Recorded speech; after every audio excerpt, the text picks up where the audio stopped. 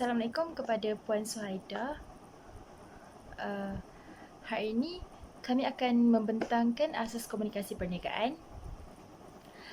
Nama ahli kumpulan kami adalah saya sendiri, Siti Nashira binti Muhammad Azlan, nombor metrik 025, dan ahli seterusnya Nurul Fahana Shazlin, nombor metrik 023, Nur Amiza binti Muhammad Sanif, nombor metrik 027, Muhammad Syami bin Nur Syam, nombor metrik 022.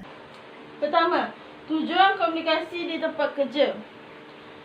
Kawalan. Tujuan komunikasi di tempat kerja dari segi kawalan berlaku apabila pihak bawahan ingin menyampaikan maklumat kepada pihak atasan tetapi perlu mengikut peringkat, saluran atau prosedur organisasi yang betul agar kita dapat tahu bahawa kita berada di peringkat yang mana situasi akan terkawal.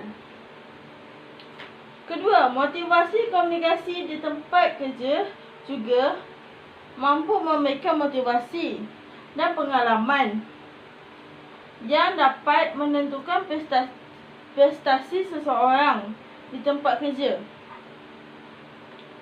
Kedua, maksud organisasi formal. Organisasi formal ialah sesuatu organisasi yang memiliki struktur yang jelas, pembahagian tugas yang jelas serta tujuan yang ditetapkan secara jelas. Organisasi yang memiliki struktur menggambarkan hubungan-hubungan kerja, kekuasaan dan tanggungjawab antara pejabat dalam sesuatu organisasi. Ini contoh struktur organisasi formal. Pengarah di tahap pertama, pengurus di tahap kedua, pensyarah di tahap ketiga. Nombor 3 iaitu saluran rangkaian komunikasi formal. Komunikasi ke bawah. Komunikasi ke bawah, aliran maklumat dari peringkat tertinggi ke peringkat bawahan dalam organisasi seperti pengurus kepada pekerja. Seterusnya, komunikasi ke bawah melibatkan operasi yang berkaitan, perancangan, kerja dan sistem kawalan, arahan kerja, mendapatkan maklum balas dan penilaian hasil kerja. Masalah yang dihadapi pula, mesej terlalu sukar difahami disebabkan perbezaan bahasa. Mesej tidak jelas dan tidak sistematik ataupun realistik. Penyampaian maklumat terhad. Seterusnya, komunikasi ke atas.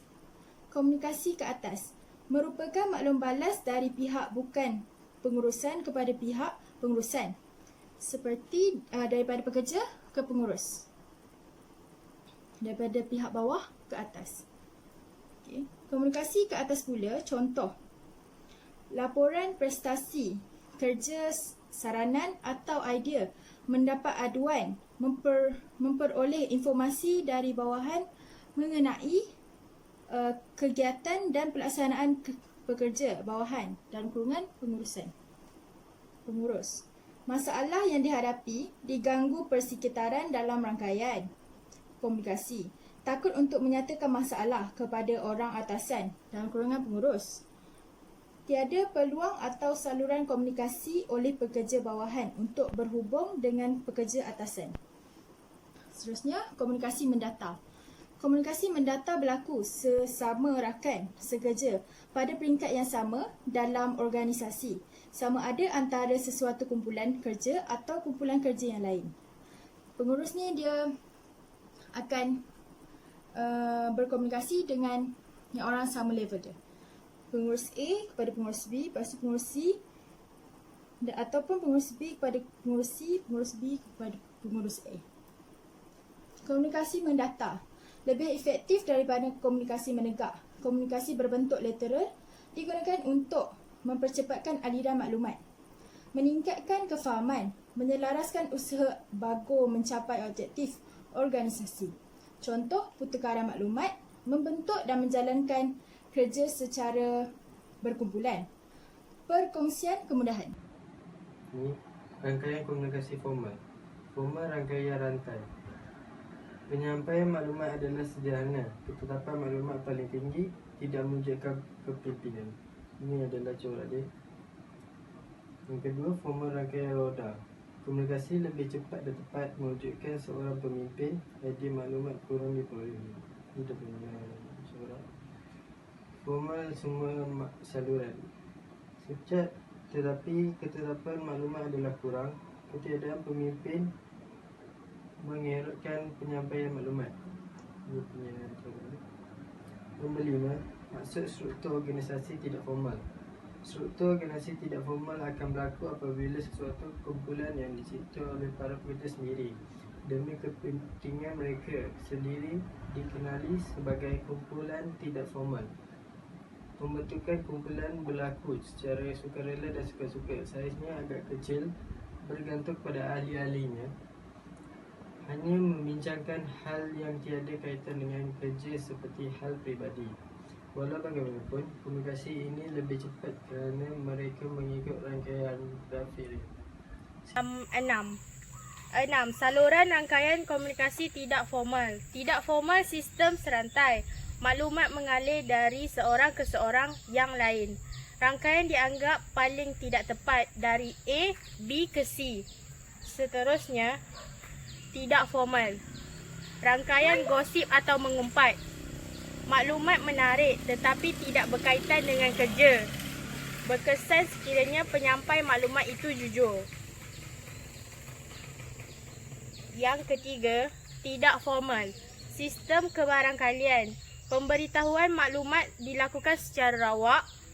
Maklumat agak menarik tetapi tidak penting. Yang kelima, tidak formal. Sistem gugusan dikenali sebagai rangkaian kelompok, suatu pola buah mulut yang berkuasa dalam organisasi. Individu penghubung terpilih yang menyampaikan maklumat berkaitan dengan kerja dan kena pada masanya. Akhir sekali, grapevine merupakan apa sahaja bentuk komunikasi yang berlaku dalam organisasi selain dari komunikasi formal. Grapevine boleh dibezakan dari jenis-jenis komunikasi lain dalam organisasi kerana ia mempunyai ciri-cirinya yang tersendiri. Sekian, terima kasih.